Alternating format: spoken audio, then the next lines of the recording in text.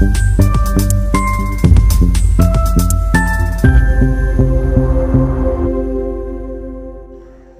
দর্পণ, বিনোদন সবার জন্য।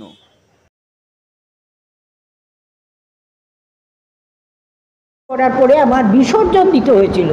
আমি রান্নাঘরের পেছনে, আমার স্টুডিও রান্নাঘরের পেছনে ছিল আসামের বাড়িতে, ওখানে আমি পড়তাম।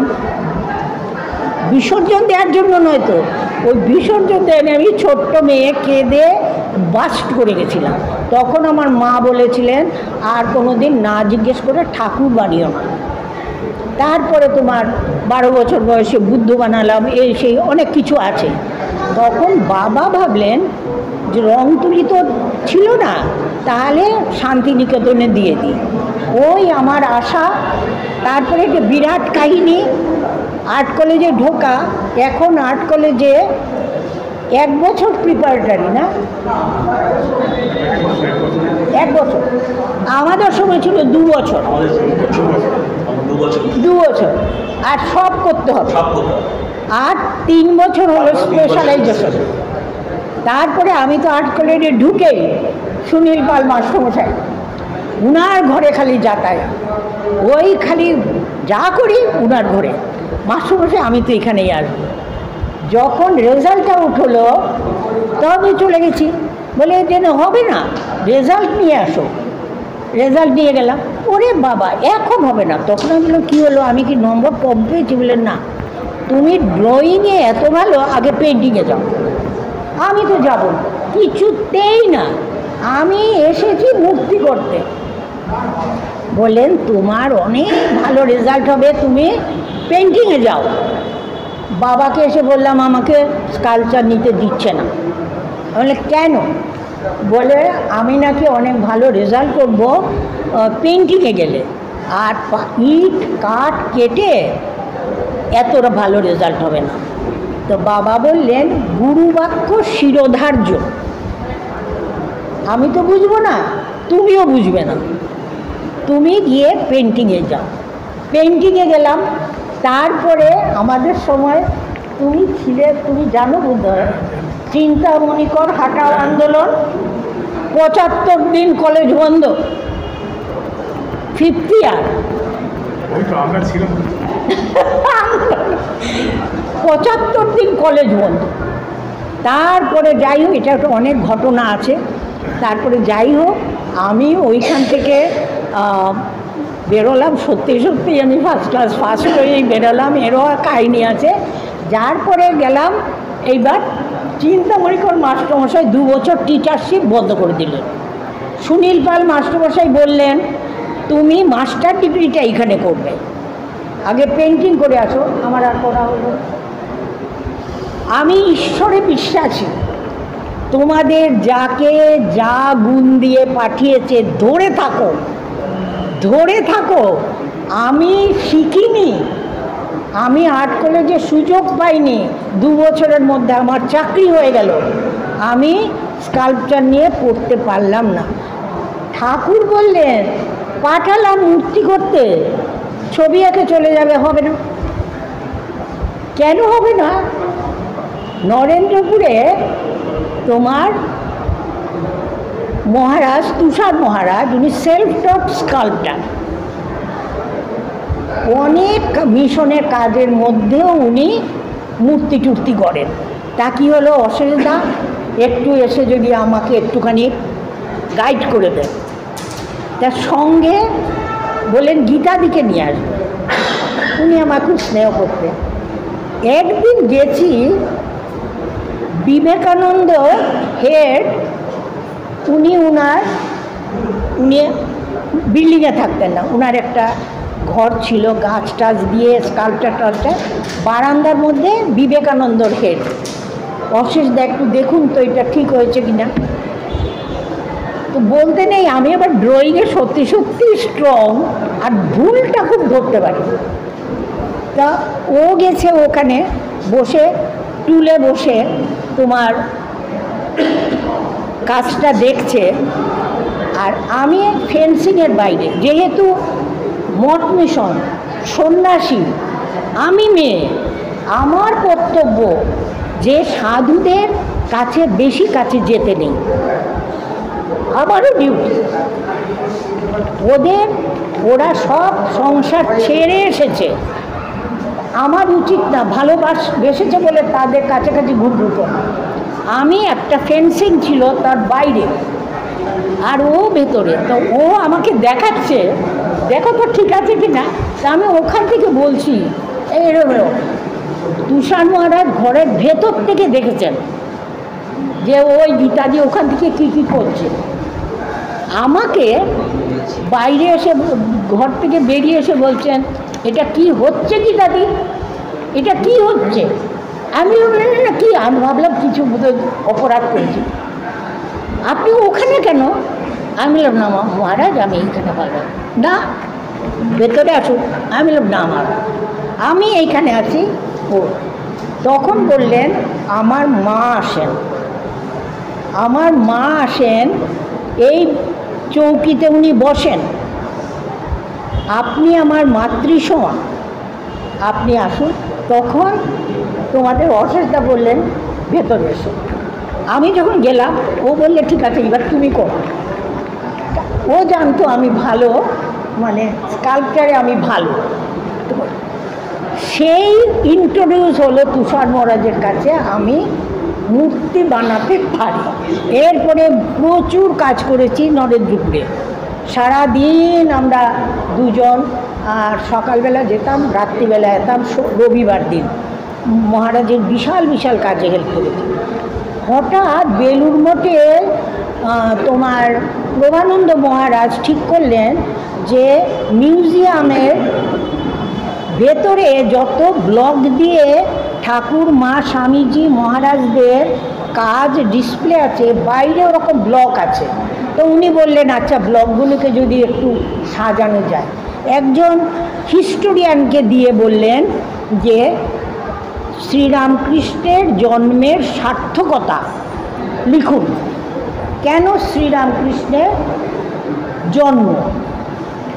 তখন বৈদিক যুগ থেকে এলো ধর্ম নিয়ে মারামারি কাটাকাটি, এই হতে হতে হতে তোমার বৌদ্ধ যুগ, তারপরে বৈষ্ণব, এই সমস্ত হয়ে তারপরে এলো ইংরেজ, মোগলের পরে এলো ইংরেজ হয়ে। তখন তুষার মহারাজ একদিন বললেন, অশেষদা আসুন, আপনার সঙ্গে একটা আলোচনা আছে। প্রভানন্দ মহারাজ বলেছেন শিল্পী বাছাই করতে হবে। তখন আমরা বলেন গীতাদিকেও সঙ্গে আনবেন। তা আমি গেছি, আলোচনা হচ্ছে, বলছেন অশেষদা আপনার সব দায়িত্ব। উনি বললেন একটা দায়িত্ব আমি নেব, আমাকে কি করতে হবে খালি বলুন, সব দায়িত্ব আপনার, কোনো শিল্পীর দায়িত্ব আমি নেব। তারপরে তখন উনি বললেন কি, হঠাৎ বললেন আচ্ছা গীতাদি একটা করতে পারো না।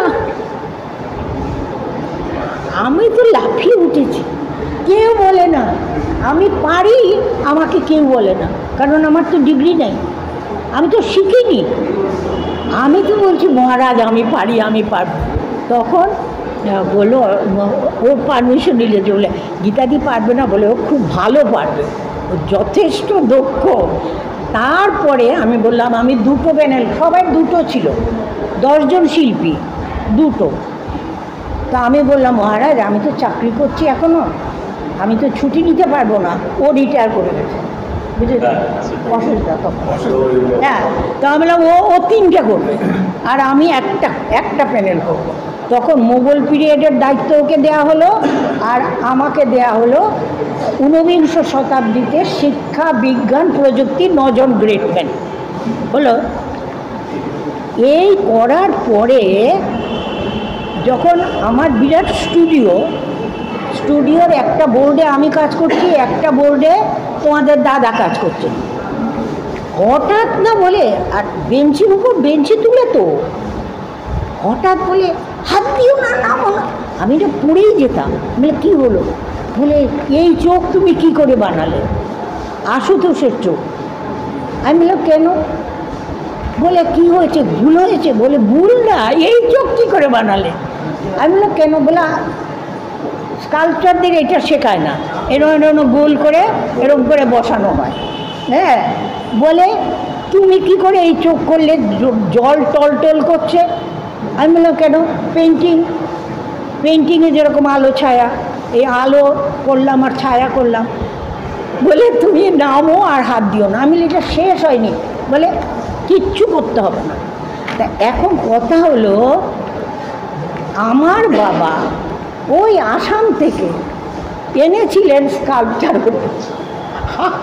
আমি না শিখে ঠাকুর আমাকে দিয়ে করিয়ে, এত মানে আমি বললাম না, আমি দেহে মনে প্রাণে আমি ঠাকুরে বিশ্বাসী।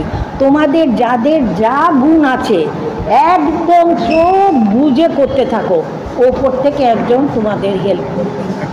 এই যে জীবন কৃষ্ণ আমাদের ডিপার্টমেন্টে, সে যে কত ট্যালেন্টেড বাচ্চা আমাদের ডিপার্টমেন্টে আসতো। একটা ছেলে, আমি যখন ঢুকলাম, আমি পেন্টিংয়ে এত ভালো,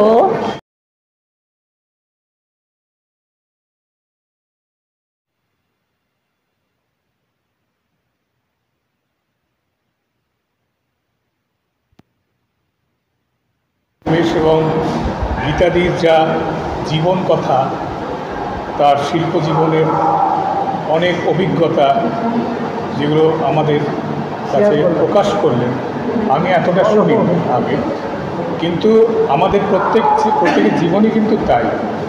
কারণ আমরা এখন আর্ট কলেজে পড়ি, আমাদের কিন্তু ভীষণ অবস্থা হয়ে গেছিল। আমার বাবা মারা যাওয়ার আগে, তার আগে মারা গেছেন, স্কুলে পড়ি শেষ সময়।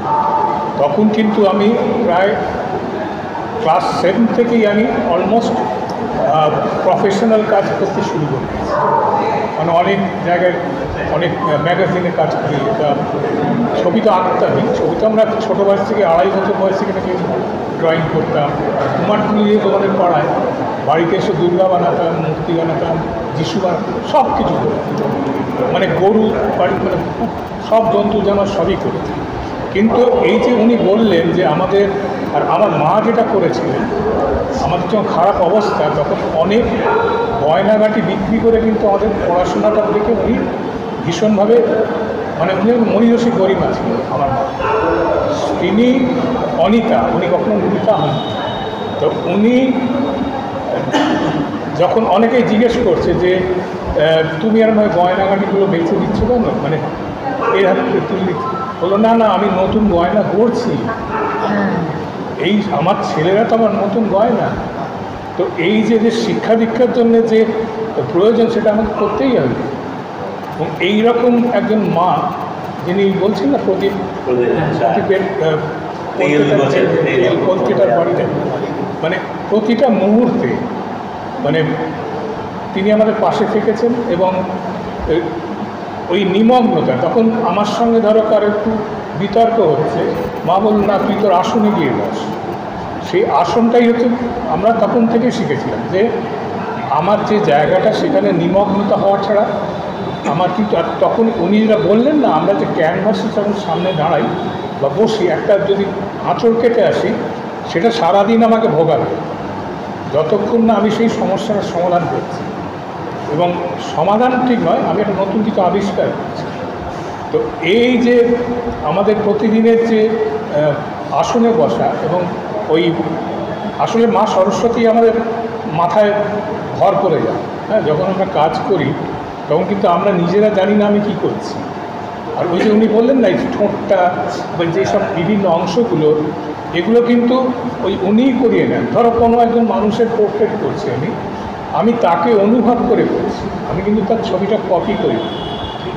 সেই মানুষটাকে তার সঙ্গে, তার বিষয় জেনে, তার চরিত্রের সব গল্প জেনে, এবং তার স্বভাব এভরিথিং, মানে সব কিছু জেনে।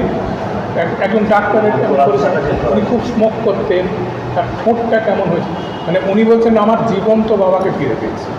এরকম ঘটনা ঘটেছে, আমার অনেক বহু কাজে আছে, যেটা আমি আসলে এই গল্পগুলো আমার প্রত্যেকের জীবনেই থাকে, হ্যাঁ কম বেশি থাকে। এবং এই লড়াইটাই হচ্ছে আসল, যে আমরা জানি না আমি কি করে এই জায়গায় এসেছি। হ্যাঁ, যে সবাই আমাকে সম্মান করছে, আমার কাজ তাদের ভালো লাগছে, এই যে ছবির মধ্যে যে অধরা মাধুরী, হ্যাঁ, যেটা আমাকে আকর্ষণ করে। আসলে এটা ভিজুয়াল ব্যাপার না, এটা আন্তর্জাতিক ভাষা। তোমার এই এক্সিবিশন এই বিদেশে হতো, তাহলে কিন্তু এর মানেটাই পাল্টে যায়। এত ভালো কাজগুলো তুমি করেছো, এবং প্রকৃতি নিয়ে এবং তার সঙ্গে মানুষের লাইফ, এবং তার সঙ্গে প্রতিটা জিনিসই যে আমাদের প্রাচীন যে জন্তু জানোয়ার, হ্যাঁ, সব কিছুর মধ্যেই ইনভলভ আছে। এবং শুধু সেটা আঁকলেই তো হবে না, তার সঙ্গে তুমি যে রঙের ব্যবহার, যে নেগেটিভ স্পেসগুলো ব্যবহার করেছো, সেইটা কিন্তু অসাধারণ। এটা মানে এই সামনেই আমি যেটা দেখছি, নেগেটিভ স্পেসটা কী অসাধারণ। এই যে বিভাজনটা, এই যে সুন্দরভাবে ভাবনাটাকে কোথায় ছেড়ে দেব, একটা কাজ কোথায় কতটা করা উচিত, কোথায় ছেড়ে দেওয়া উচিত, এই ওভারওয়ার্কটা কিন্তু প্রতিটা কাজে নেই। সেইটাই হচ্ছে একটা মানে ওর কাজের মধ্যে ও নিজেই সেটা খুঁজে পেয়েছে, এবং আমরা প্রত্যেকেই তাই পাই। আমরা কাজটা করতে করতে করতে করতে অবজার্ভ করি, যত কাজ করছি অবজার্ভ করছি, মানে কাজটা করলাম, আবার গিয়ে বসে দেখলাম, দেখি ও কথা বলে, কি বলে, কি চাই কি না চাই, হ্যাঁ, সেখানে ইনভলভ হলাম। সেই জিনিসটাই কিন্তু আমাদের এই ঈশ্বরের প্রাপ্তি। কিন্তু আমরা কিন্তু যেমন আমরা অনেক কবিতা পড়ি, অনেক গান শুনি, অনেক লেখা পড়ি, যেগুলো ভালো ভালো, সেগুলো কিন্তু আমাদের কাছে প্রতিদিনই মনে হয় নতুন। ছবিও কিন্তু তাই।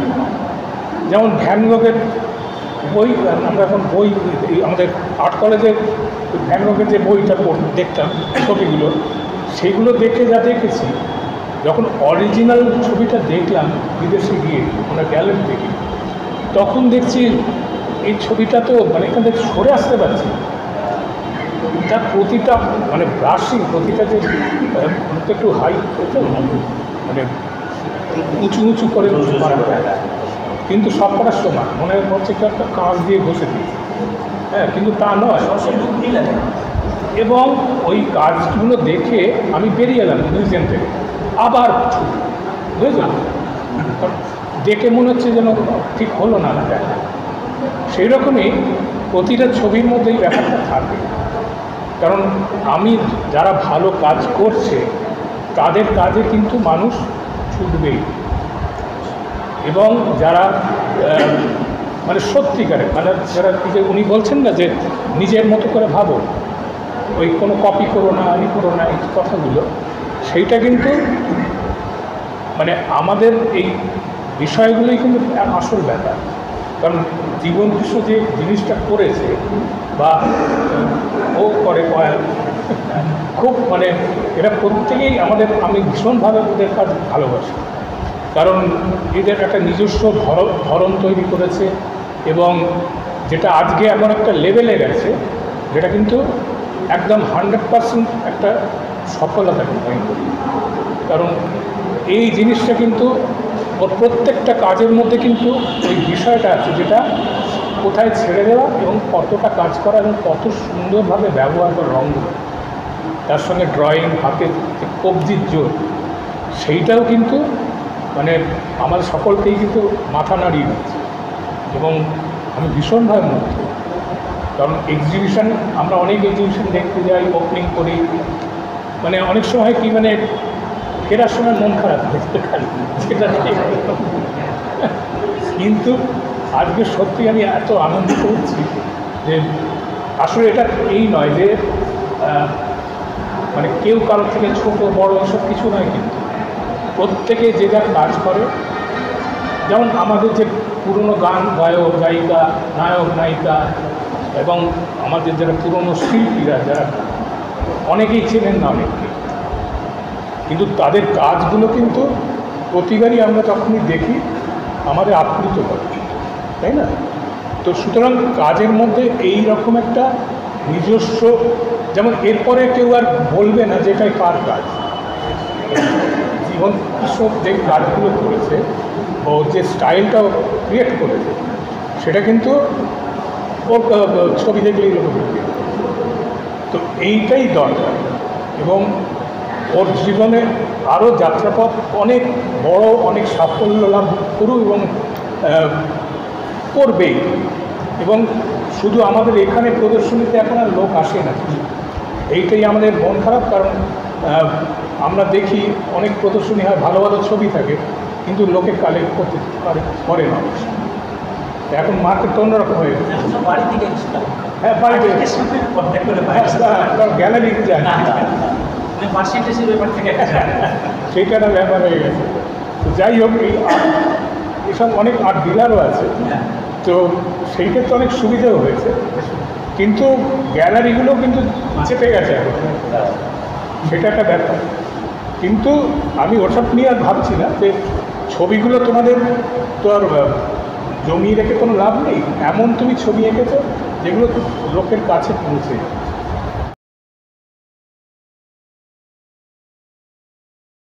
ভীষণ ভালো লাগছে। আজ একটা বিশেষ দিন, যেটা ৭৯তম স্বাধীনতা দিবস। আজ সারা ভারতবর্ষের এবং সারা বেঙ্গলের সংগ্রামী বন্ধু বিপ্লবীদের আমি শ্রদ্ধা জানাচ্ছি বা প্রণাম জানাচ্ছি। ঐতিহাসিক দিনে আজ জীবনকৃষ্ণ ঠাকুরের যে একটা ভালো একটা এক্সিবিশন, যেটা আমাদের প্রাচীনতম গ্যালারি একাডেমি অফ ফাইন্যান্স, এই একাডেমি অফ ফাইন্যান্স থেকে সমস্ত বড় শিল্পীদের প্রতিষ্ঠানদের জায়গায় এখানে বড় বড় শিল্পীরা এখানে এক্সিবিশন করেছেন। সেখানেও তৃতীয়তম এক্সিবিশন জীবনকৃষ্ণ ঠাকুর। আমরা একটা ঐতিহাসিক দিনে ঐতিহাসিক সাক্ষী হলাম, আমাদের কাছে ভীষণ ভালো লাগছে। শিল্পী কথাটা যেটা হচ্ছে, শিল্পী দার্শনিক, শিল্পী প্রতিভাবান, শিল্পী বলিষ্ঠবান, শিল্পী নিষ্ঠাবান। শিল্পী সবসময় সৃষ্টি করে, চার দেওয়ালের মাঝে একাকী বসে অন্ধকারে যখন তার সৃষ্টি করে শিল্পী কোনো কাজ, যখন কোনো গ্যালারিতে, যেটা গীতাদের কথাই বলি যে প্রদীপ জ্বালিয়ে যখন কোনো মন্দিরে সেই ছোট জায়গায়, আজকে সেই জায়গাটাই এখানটায় এসছে। এই জীবনকৃষ্ণ ঠাকুরের কাজ আমি দেখেছি। শুভদা যে কথাগুলো বললেন, জীবন তুমি মাথায় রেখো, গীতাদি অনেক এক্সপিরিয়েন্সের কথাগুলো বললেন, আমি ব্যক্তির কথাগুলো বলতে যাচ্ছি না। ভীষণ ভালো, মানে এত সুন্দর একটা আলোচনা, এত ভালো একটা জায়গায় এসে পৌঁছেছে, যেটা আমি সত্যি ভাষায় প্রকাশ করতে পারছি না। এত সুন্দর সুন্দর কথা, এত সুন্দর, খুব ভালো প্রাপ্তি হলো। জীবনের প্রত্যেকটা কাজ খুব ভালো, প্রত্যেকটা ফর্ম পড়া কাজ, মানে প্রত্যেকটা ড্রয়িং, প্রত্যেকটা কালার কম্পোজিশন, যেটা সুবোধা যেটা বললো, খুব ভালো।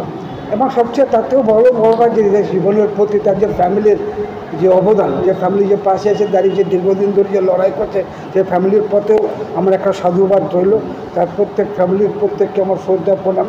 এখানে আমার প্রত্যেক বন্ধুবান্ধবরা এসেছেন, প্রত্যেক সহপাঠীরা এসেছেন, তারা এই লাইনে বহুদিন ধরে বিলং করছেন লাইনে। প্রত্যেকের কাজ খুব ভালো, প্রত্যেকে একটা জায়গায় উজ্জ্বল করুক, এটাই প্রার্থনা করি। এই বলে আমার বক্তব্য শেষ করলাম।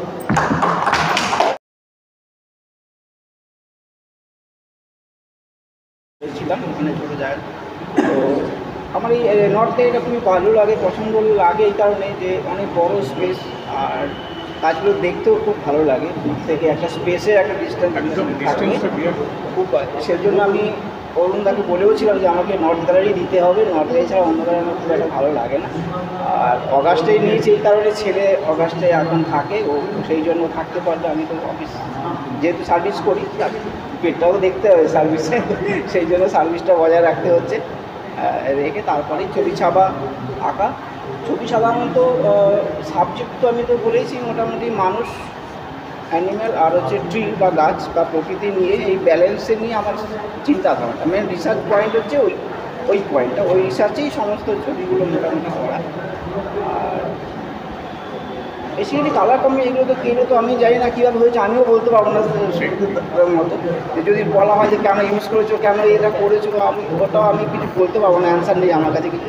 ওই আমি এটা পছন্দ হয় আমার এই কালারগুলো, সেইগুলো ইউজ করে থাকি। আর একটু ব্রাইট পছন্দ হয় এই জন্য যে ভালো লাগে, ব্রাইট কালারটা দেখতেও ভালো লাগে। আর সেকেন্ড থার্ড হলো ছবি কিন্তু অতিরঞ্জিত নয়, চোখকে কিন্তু ধাক্কা দিচ্ছে, সব ঠিক আছে, তো জানি না কী করে বুঝতে পারিনি। আর হচ্ছে যেটা ছবি আঁকা বলতে অফিস করে যাওয়া হয়, তারপরে লেট নাইটেই করা সমস্ত কিছু। ওয়াইফ তো খুব বাজে বাজে কথা, মানে তো হয়েই থাকে, যারা লেট নাইটে কাজ করে তাদের শুনতেই হয়, সেটা আমিও শুনি আপনাদের মতো। তো যাই হোক, এইসব নিয়ে মোটামুটি একটা দাঁড় করিয়েছি। ডিসপ্লেটা খুব ভালো। একটা কথা বলতে ঈশ্বরই করিয়ে নিচ্ছে।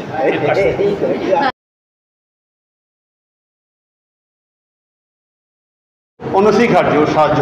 প্রত্যেকটা মুহূর্তে আমাদের ডিসপ্লে কোথায় কোন ছবি থাকবে, কীভাবে ডিসপ্লে হবে, কার পাতে কার কোনটার কালার ব্যালেন্স হবে, অসম্ভব ভালো ছেলে। এবং ওর সম্বন্ধে বলতে গেলে একটাই কথা আমি আমার গানে বলতে পারি, আমি একটু গান টুকটাক করি। আজ তোমারে দেখতে এলেন অনেকে দিনের পরে, আজ তোমারে দেখতে এলেন অনেকে দিনের পরে, মান করো না সুখে থাকো বেশিক্ষণ থাকবো না কো, মান করো না সুখে থাকো বেশিক্ষণ থাকবো না কো, এসেছি দণ্ড দুয়ের তরে, আজ তোমারে দেখতে এলেন অনেকে দিনের পরে, দেখবো তোমার মুখখানি শোনাও যদি শুনবো বাণী, দেখবো তোমার মুখখানি শোনাও যদি শুনবো বাণী, না হয় যাব আড়াল থেকে তোমায় দেখে দেশান্তরে, আজ তোমারে দেখতে এলে অনেকে দিনের পরে।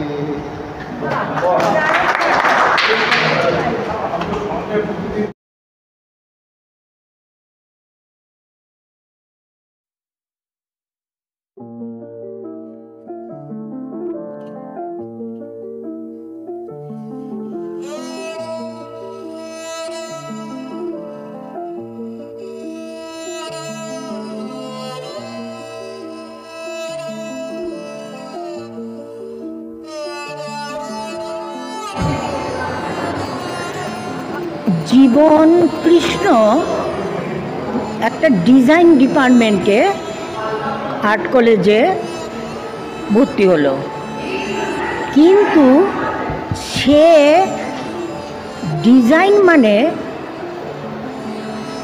মানুষের জীবনের যে পারিপার্শ্বিক যা কিছু আছে আমরা তার মধ্য থেকে তো বড় হই, জীবনও তেমনি তার পারিপার্শ্বিক যে দৃশ্য জগৎ, তার যে আর্কিটেকচার, তার জন্য যে মানুষ জীব জন্তু তাদেরকে অবজার্ভ করার যে পাওয়ার, এটা প্রচণ্ডভাবে নিয়ে জন্মেছে।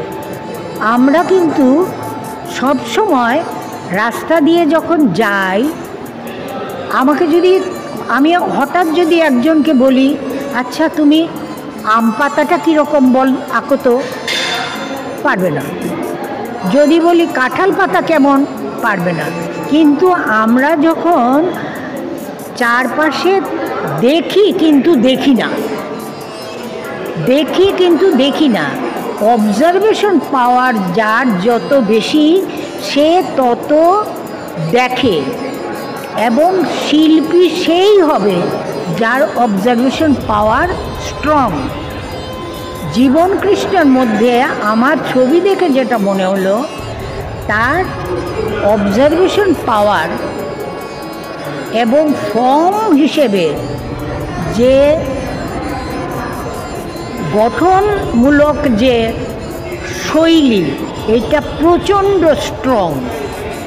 শুধু তাই না, একটা স্পেসকে তার মধ্যে আমরা কি করি, একটা কথা লিখতে গেলে আমাকে বলবে 1 পাতায় হলো না, 2 পাতায় হলো না, 10 পাতায় হলো না, 1000 পাতাও আমি ইউজ করতে পারি। কিন্তু একটা একটা ক্যানভাসের মধ্যে আমি ওই 1000 কথাটাও কিন্তু বলতে পারি। সেইটা করতে গেলে আমার ফর্ম, আমার যে বক্তব্যটা রাখবো, তার গঠনশৈলী, তার রঙের অভিব্যক্তি এবং কালার ভাইব্রেশন, এইটা ঠিক মতো আমি যদি করতে পারি, তাহলে আমি একটা ছবিতে শুধু একটা কথাই বলবো না, 1000 কথা বলবার মতন স্পেস দর্শককে দিতে পারি। কারণ একটা ছবির সামনে দাঁড়িয়ে দর্শক অনেক কথা ভাবতে পারে। জীবন কৃষ্ণর ছবির মধ্যে আমি এই জিনিসটা পাই যে তার যে বক্তব্য, সে শুধু একটা কথা বলছে না, অনেক কথা বলছে, অনেক ফর্মের মধ্য দিয়ে বলছে, রঙের মধ্য দিয়ে বলছে সেইখানে, এবং কোথাও ক্ল্যাশ নাই, কোথাও কোনো বাহুল্য নেই, কোথাও কোনো আবার কমতিও নেই। এই জন্য ও প্রত্যেকটা ছবির মধ্যেই যেন মনে হয় সেটা স্বয়ং সম্পূর্ণ। প্রতিটি ছবি নিজেই নিজের মধ্যে একদম স্বয়ং সম্পূর্ণ হয়ে দর্শকের সামনে দেখা দিচ্ছে। আমার এটা খুব ভালো লেগেছে।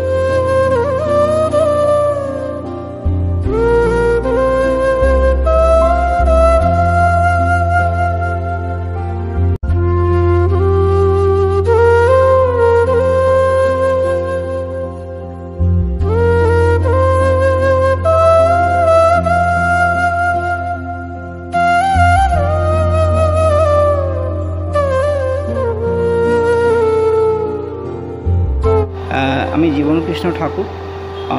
আমার একাডেমিতে এখানে 3rd সোলো এক্সিবিশান শুরু হয়েছে আজ 15 আগস্ট 2025, আর চলবে 21শে আগস্ট 2025 পর্যন্ত। তো এখানে আমি টোটাল 55টা কাজ এখানে ডিসপ্লে করেছি। তো ডিসপ্লে ছোট বড় সব মিলিয়ে 55টা কাজ রয়েছে। তো তার মধ্যে কিছু পেপারেরও কাজ আছে, কিছু ক্যানভাসেরও কাজ আছে। তো আর কাজের মধ্যে হচ্ছে কালার, তো আমি একটু ব্রাইট পছন্দ করি, ব্রাইট কালার দিয়ে সব কালার কম্পোজিশন করা আছে।